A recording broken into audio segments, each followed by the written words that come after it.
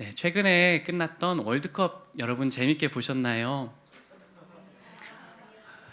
네, 경기가 좀 아쉽게 끝나자 뉴스 헤드라인, SNS, 각종 온라인 커뮤니티에 정말 뜨거운 용광로가 지나가는 것 같더라고요. 홍명보 감독과 코칭 스태프 또 선수들을 향해 쏟아지는 비난과 정말 분노의 댓글들. 심지어 홍명보 감독님이 그 남아공 유니폼을 입고 골 넣었던 그런 짤 같은 것들이 올라오기도 하고요. 혹시 인터뷰 보신 분 계세요? 그 경기가 끝나고 기자가 이런 질문을 하는 거예요. 끝난 직후에 감독님, 정말 이 경기는 이해할 수 없는 경기력이었는데 혹시 어제 전날 밤에 집단 식중독이라도 걸렸던 겁니까? 이런 좀 무례한 선 넘는 질문이었죠. 저는 모든 비판과 분노가 다 나쁘다는 것은 아니고요. 저도 많이 아쉬웠거든요. 때로는 분노와 비판이 필요할 때가 있지만은 크리스천이라면은 그래도 우리가 이런 상황에서 비판과 분노할 수 있지만 선은 넘지 말자, 이런 말씀을 드리고 싶습니다. 왜냐하면 분노심은 우리를 고통스럽게 하고 너무나 파괴적인 힘이 있고 우리를 사로잡기 때문이에요.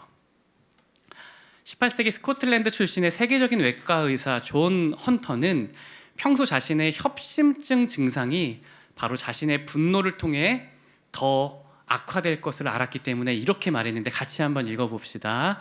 나의 생명은 나를 화나게 만드는 자들의 손에 달려 있다. 이 고백대로 1973년에 한 병원에서 학생 입학 문제를 둘러싼 격렬한 논쟁 중에 상대방의 주장에 너무 흥분하고 분노해서 결국 이 사람이 쓰러졌고 죽었습니다. 분노와 흥분이 심장을 얼마나 치명적으로 위협하는지를 그는 자신의 고백을 자신의 죽음으로 입증했던 것이죠. 그렇게 분노는 결국 자기 자신을 파괴합니다. 하버드 대학의 월터 캐넌 박사는 우리가 화를 낼 때 어떤 신체 변화가 일어나는지를 이렇게 요약했어요. 화가 잔뜩 나면 먼저 호흡이 가빠지고 심장이 급하게 뛰고 혈압이 한순간에 치솟고 심장과 중추신경과 근육으로 피가 몰리니 얼굴이 빨개지고 소화기관에서 음식물을 운반하는 일이 중단됩니다. 그 결과 위와 장 기능이 마비되고 그로 인해 복통, 또 두통 및 여러 가지 몸의 질환이 초래된다라는 것이죠. 결국 내가 다스리지 못한 그 분노가 내 몸의 면역 체계와 신체 기관을 망가뜨리는 치명적인 독이 된다. 그렇게 분노는 먼저 우리 자신을 파괴한다는 거예요. 그런데 분노는 자신만이 아니라 우리 주변도 파괴합니다. 과거 미국에 이혼한 부부들에게 물어보았어요. 이혼한 이유가 무엇인가요? 했더니 한순간에 화를 참지 못해 이혼했다라고 답한 사람이 몇 프로였을까요? 한 50% 정도 됐다고 합니다. 그러니까 이 말인즉슨 배우자가 정말 이혼할 만한 죄를 저질러서가 아니라 작은 잘못이었다고 생각되는데 화를 내고 그것으로 또 상대방이 화를 내고 하다가 결국 화를 못 견뎌서 그렇게 화 때문에 이혼했다라는 안타까운 말이죠. 오늘날 뉴스만 봐도 한순간에 끓어오르는 혈기를 참지 못해 살인이 일어나는 것을 우리가 보게 됩니다. 그렇게 혈기, 한순간의 화, 이것이 바로 사람과 사람 사이의 관계를 파괴하죠. 어떤 사람이 이렇게 반문할지 몰라요. 목사님, 근데 화내면 좀 속이 시원하잖아요. 후련해지잖아요. 화를 내는 게 정신건강에서 좋잖아요.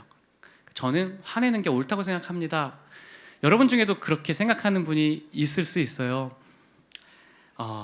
그러나 실제로 화를 내면 관계가 깨져 서로가 서로에게 상처를 많이 남기게 되는 그만큼 많은 죄책감을 갖게 됩니다.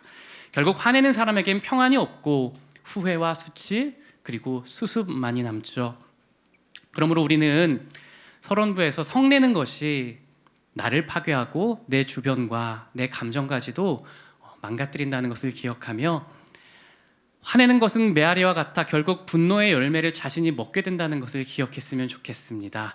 그렇게 이 자리에 있는 청년분들이 분노의 파괴성을 기억하면서 다시 내 마음 안에 있는 그 작은 분노심을 치열하게 감시하고 싸우는 여러분 되시기를 축복합니다. 우리가 여기서 한번 짚고 넘어갈 부분은 그럼에도 불구하고 분노를 다스리는 데 있어서 우리의 한계, 부족함이 있다라는 거예요. 기원전 328년 알렉산더 대왕은 어느 날 승전을 기념하는 잔치를 열었는데요. 그 즐거운 잔치 자리에 자신의 오랜 친구이자 자신의 목숨을 구해주었던 은인인 클레이토스가 그 왕의 오만함을 좀 깎아내리는 거예요. 그러자 이 왕이 그 친구의 깎아내림을 참지 못해서 결국 분노합니다. 그래서 주변에 만류를 뿌리치고 경비병의 창을 빼앗아 그 친구, 그 생명의 은인을 찔러 죽이죠. 술에 깬 이 왕은 정신이 돌아온 뒤 자신이 저지른 끔찍한 죄를 깨닫고 깊은 양심의 가책을 느껴 그 창에 엎어져 자살 기도까지 했다고 합니다. 그 이후 사흘 동안 방에 박혀 식음을 전폐하고 통곡했다라고 전해져요. 천하를 호령하고 대제국을 다스렸던 알렉산더 왕이지만 결국 마음속에 작은 분노심 하나 다스릴 수 없었다. 그러므로 성경은 마음의 분노심을 다스리는 것이 얼마나 힘든지를 우리에게 말씀하고 있어요. 우리 같이 잠언 말씀 읽어봅시다. 노하기를 더디하는 자는 용사보다 낫고 자기의 마음을 다스리는 자는 성을 빼앗는 자보다 나으니라. 노하기를 더디하는 자는 용사보다 낫다 뒤에요. 자기의 마음을 다스리는 자, 즉 분노심을 다스리는 자는 성을 빼앗는 자보다 더 낫다라고 말씀합니다. 그러니까 우리 마음 안에 있는 그 분노심을 다스리는 것, 노를 억제시키는 것은 사람의 힘으로는 거의 불가능하다. 이것은 우리의 본성을 크게 거스르는 굉장한 노력과 에너지와 많은 힘이 들어가는 일이다 라고 말하는 것 같아요. 우리 경험 있지 않을까요? 여러분 혹시 화냈다가 집에서 이불킥 한 적 몇 번 있지 않으세요? 정직해서 너무 좋은 우리 형일 형제님 하지만 또 우리 형일 형제님 너무 따뜻해요. 제가 나이를 먹으면서 뼈저리게 느끼는 것은 갈등의 상황에서 논리로 이겼을 때 이긴 게 아니더라고요.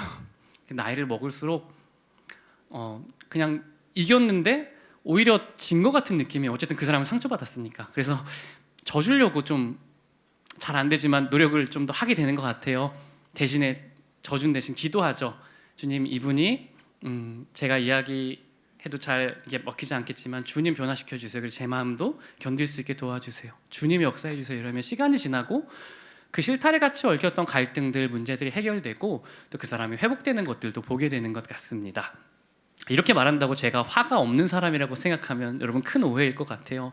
실제로 몇 년간 제가 그래도 몇 해 동안 화를 내지 않았던 것 같아요. 근데 최근 한 달 전에 아내와 갈등이 좀 있어서 좀 분노심이 여기까지 한번 치밀어 올랐던 것 같아요. 참 부끄럽게도 짜증 섞인 말을 아내에게 하고, 그리고 이제 분노심이 여기까지 오르는 저를 보고 그동안 나는 이제 화를 다스릴 줄 알게 되었다라는 자기의가 한순간에 무너졌었던 것 같습니다. 그때 다시 깨닫죠. 나는 한순간에 다시 분노심에 사로잡혀서 끔찍한 악을 어쩌면 행할 수도 있는 죄인이구나. 여러분에게 묻고 싶어요. 여러분은 분노심을 정말 잘 다스리고 계신가요? 혹시 분노 발작 버튼 없으시는 분 한번 손 들어보시겠어요? 성경에서 나오는 너무나 온유했던 사람, 우리 민수기 12장 3절 같이 읽어볼게요. 시작. 이 사람 모세는 온유함이 지면의 모든 사람보다 더하더라. 모세는 당시 이스라엘 또 이방인 모든 사람을 다 합쳐도 가장 온유한 사람이었다라고 말씀합니다. 그런데 그 가장 온유했던 사람이 어땠어요? 자기 동족이 맞는 것을 보고 결국 때린 사람을 같이 때렸죠. 그리고 그가 죽게 됩니다. 그리고 광야로 피신하죠. 그런데 하나님을 만나 회복된 이후에도 마찬가지예요. 이스라엘 백성이 물이 없어서 원망하자 지팡이를 들고 내가 이 반석에서 물을 내랴 이러면서 지팡이를 2번 때립니다. 여러분 졸아서 때린 거 아니에요. 오늘은 아무도 안 졸고 너무 잘 듣고 계세요. 모세가 이렇게 지팡이를 때렸을 때 어떤 일이 일어났을까요? 하나님이 역사하신 게 아니라 하나님께서 범죄했다, 교만했다 말씀하시며 가나안 땅에 못 들어가죠. 분노 때문입니다. 지구상 가장 온유했다던 그 모세조차도 한순간에 화에 사로잡혀 결국 살인을 저지르고 가나안 땅에 들어가지 못했다면 우리도 조심해야 되지 않을까요? 이 중에 혹시 나는 모세보다 더 온유합니다 라고 생각하는 분 손 한번 들어보시겠어요? 그렇지 않다면 우리는 모세를 한순간에 분노의 사람으로 변화시켰던 그 분노심이 우리 또한 사로잡아 파괴적인 사람으로 바뀔 수 있음을 항상 기억해야 할 것입니다.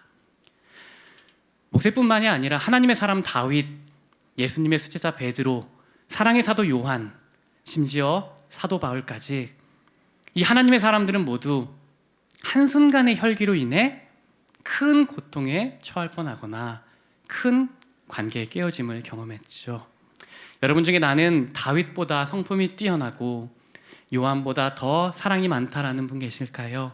나는 베드로나 바울보다 더 따뜻하다고 생각하는 분 계실까요? 그렇지 않다면 우리는 수많은 하나님의 사람들조차 단 한순간에 사로잡아 파괴적인 사람으로 바꾼 이 마음속의 분노심이 얼마나 무섭고 얼마나 큰 힘이 있는지를 기억하며 늘 분노심을 주의해야 할 것입니다. 분노심은 단 한 번에 내 마음과 생각을 사로잡아 파괴적인 길로 인도할 수 있음을 기억하며 늘 깨어 있으시길 축복합니다. 분노를 절제하는 것이 얼마나 어려운 것인지 거듭거듭 약속하는 성경의 진리를 마음에 새기시길 바랍니다. 늘 분노심을 경계하고 마음을 샅샅이 조사하며 전력을 다해 분노심과 싸우는 여러분 되시기를 축복합니다. 그럼 우리가 어떻게 하면 분노심을 다스릴 수 있을까요?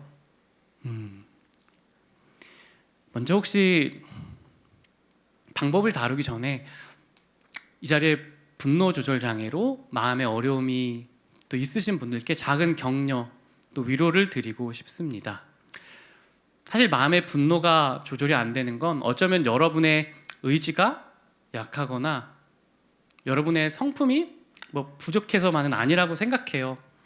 학자분들의 말처럼 분노가 조절되지 않는 건 의지의 문제가 아니라 뇌의 변형 또 뇌의 손상 때문이죠. 어쩌면 여러분이 지금 화를 참지 못하는 건 그간에 쌓아왔던 상처가 너무 많아서 이미 여러분의 용량을 초과했기 때문일 수 있습니다. 또 여러분이 화를 참지 못하는 것은 어쩌면 생존 본능일 수도 있어요. 어떤 학자는 분노란 결국 생존을 위한 몸부림이다. 즉 자신을 보호하는 방어기제가 분노라는 것이죠. 다 동의할 수는 없지만요. 많은 상처 때문일 수 있다. 또 어떤 분은 유전적으로 좀 더 그냥 태어날 때부터 온유한 분들이 있을 거예요. 여기도 분명히 있을 수 있어요. 또 어떤 분들은 좀 태어날 때부터 좀 유전적으로 조금 더 싸나운 분이 있을 수도 있겠죠. 여기는 없을 것 같아요.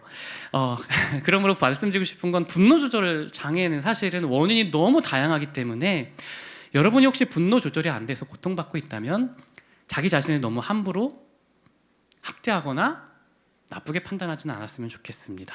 그리고 서로에 대해서도 그랬으면 좋겠어요.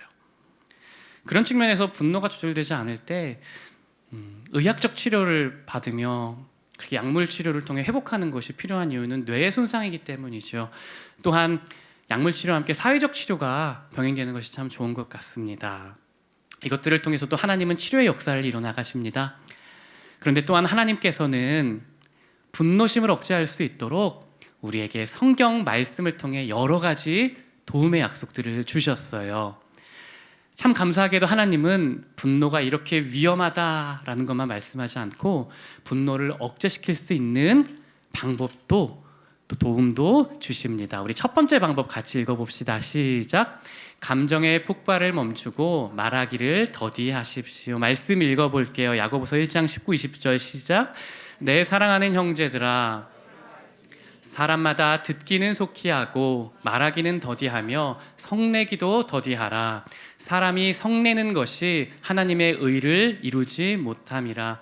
말하기는 속히 하고 듣기는 속히 하고 말하기는 더디하며 라고 말씀하고 있어요. 그런데 문맥을 따라 보면 그 이유는 말하기를 더디하는 것이 성내기도 더디하게 만들기 때문이라 말씀이죠.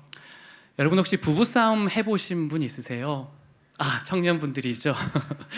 부부싸움 하면은 저는 특징이 항상 있어요. 뭐냐면 말이 엄청 빨라져요. 제가 말이 평소엔 그렇게 빠르지 않은데 화가 나면 정말 왕티가 되는 것 같아요. 그러면서 논리와 이성적 사고를 갑자기 평소에 없다가 막 증진이 되면서 다박다박 너무 빨리 말을 하는데 그 생각 없이 던진 말 때문에 상대는 더 화가 나고 더 화가 나고 그러다 어떻게 되죠?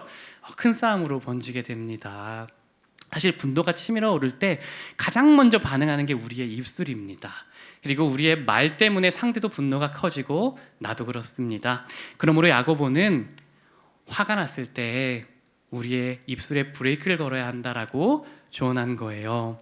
이 자리에 있는 청년분들을 축복합니다. 여러분 안에 분노가 솟구칠 때 하고 싶은 말을 즉각적으로 쏟아내는 것이 아니라 잠깐 그 자리를 피하거나 속으로 숫자를 세며 숨을 고르는 침묵의 시간을 한번 가져보시기를 바래요.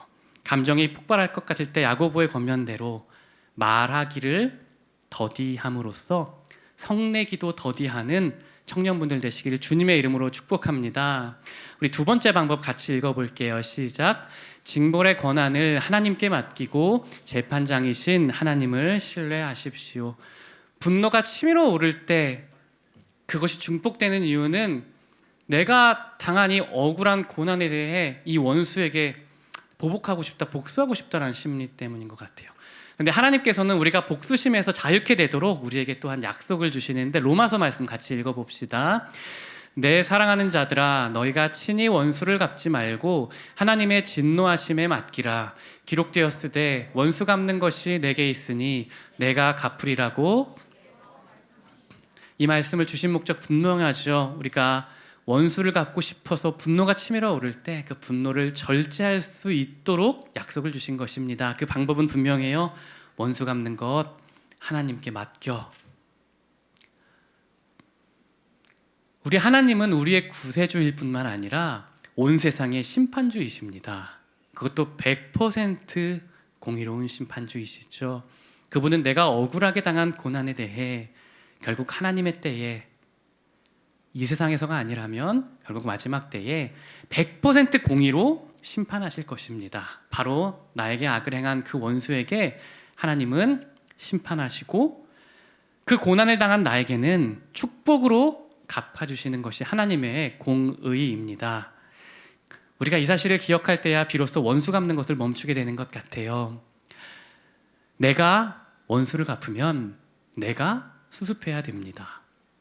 그러나 내가 원수 갚는 것을 하나님께 맡기면 하나님께서 처리하시고 하나님께서 수습하시고 하나님께서 나에게는 결국 축복으로 되돌려 주실 것입니다. 그러므로 나에게 상처를 준 사람을 내 손으로 복수하고 싶은 분노심이 치밀어 오를 때 재판권을 하나님께 이양함으로써 분노의 사슬에서 자유로워지고 하나님의 축복이 풍성하게 흐르는 축복의 사람 되시기를 주님의 이름으로 축복합니다. 두 번째 약속으로도 혹시 분노가 진정되지 않을 때 제가 사용하는 방법, 바로 세 번째 방법인데 같이 한번 읽어볼게요. 시작. 하나님의 말씀을 암송하고 반복해서 읊조리십시오. 하나님께서는 성경을 통해 분노 조절 방법만 말씀하신 게 아니라 분노를 조절할 수 있는 능력도 부여해 주십니다. 서론부의 이야기를 잠깐 하면요, 제가 최근 한 달 전에 아내에게 좀 짜증 섞인 말을 하면서 분노가 정말 이만큼 올라왔다고 부끄러운 과거를 이야기했죠. 그날 화가 정말 이렇게 갑자기 치밀어 오르는데 와, 내가 이렇게까지 화가 날 수 있구나 오랜만에 놀랬고, 그리고 제가 어떻게 했을까요? 처음에 방으로 일단 도망쳤어요. 문을 걸어 잠갔죠. 괜찮아질 줄 알았어요. 공간을 좀 불리하면. 근데 화가 이렇게 나서 정말 그날따라 조절이 안 되는 거예요. 안절부절 잠도 못 자겠고 어떻게 했을까요? 그래도 제가 목사니까 답을 주셔야죠. 성경을 폈죠 제가. 그래서 에베소서 말씀을 같이 읊조렸는데 같이 한번 읽어볼게요. 시작. 분을 내어도 죄를 짓지 말며 해가 지도록 분을 품지 말고 마귀에게 틈을 주지 말라. 분을 내어도 죄를 짓지 말며 해가 지도록 분을 품지 말고, 분을 내어도 죄를 짓지 말며 해가 지도록 분을 품지 말고, 계속 제 영혼에 한 번, 세 번, 다섯 번, 10번, 50번, 100번 읊조리고 선포했습니다. 이 말씀은 이전까지는 저에게 가르침이었어요. 근데 그날 이후에는 가르침이 아니라 제 마음을 변화시키는 능력이었습니다. 이 말씀을 제 영혼에 한 번, 10번, 50번, 100번 선포하는데 점점 제 힘으로 안 되던 그 분노심이 조금씩 사라져가는 거예요. 그러면서 다 충분히 됐다 싶었을 때는 마음속에 드디어 평강이 찾아오고, 그래서 평안하게 잘 수 있었고, 그리고 며칠 지나서 평안한 마음으로 아내와 이 일에 대해서 다시 대화를 하며 갈등을 해결할 수 있었습니다. 그러므로 여러분에게도 도전하고 싶습니다. 하나님의 말씀은 분노심을 억제시키기 위한 가이드북이 아니라 분노심을 실제로 줄여주는 하나님의 능력이 됩니다. 저는 화가 치솟으면 에베소 4장 말씀뿐만 아니라 고린도전서 13장 말씀을 자주 읊조리고 암송합니다. 이 외에도 분노를 조절할 수 있도록 주신 능력의 말씀이 너무나 많죠.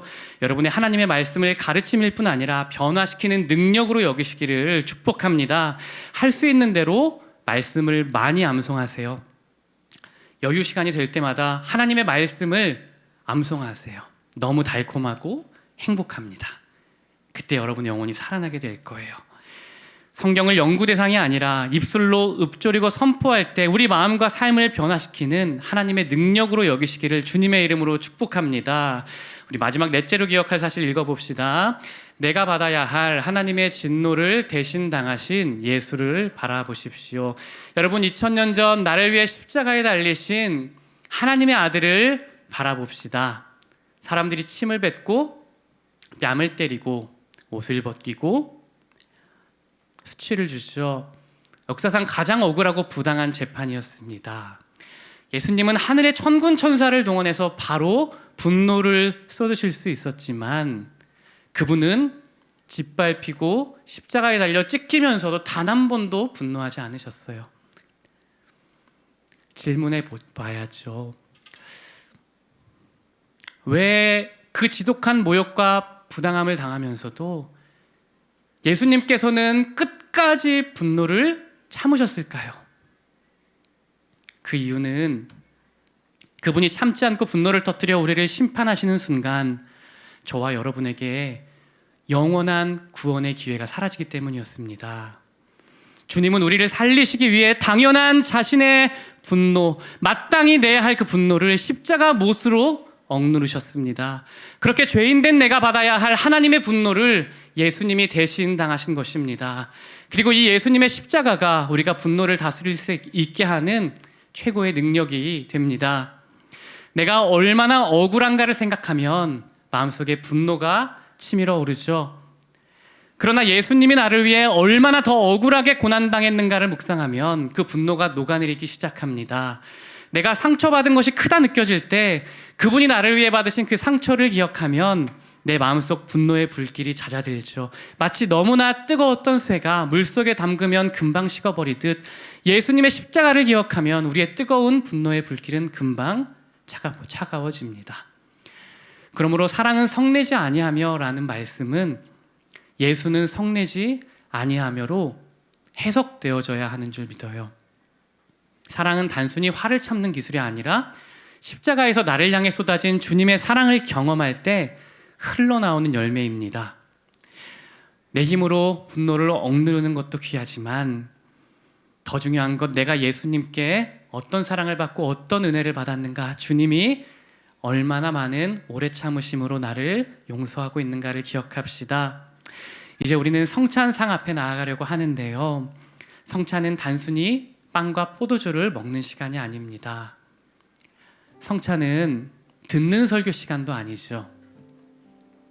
만지는 시간이고 예수님을 맛보는 설교이고 예수님을 내 몸에 채워 넣는 시간입니다. 그 성찬의 떡과 잔은 바로 이 사랑의 진리를 우리의 마음 그리고 우리의 마음에 새기는 그런 시간입니다.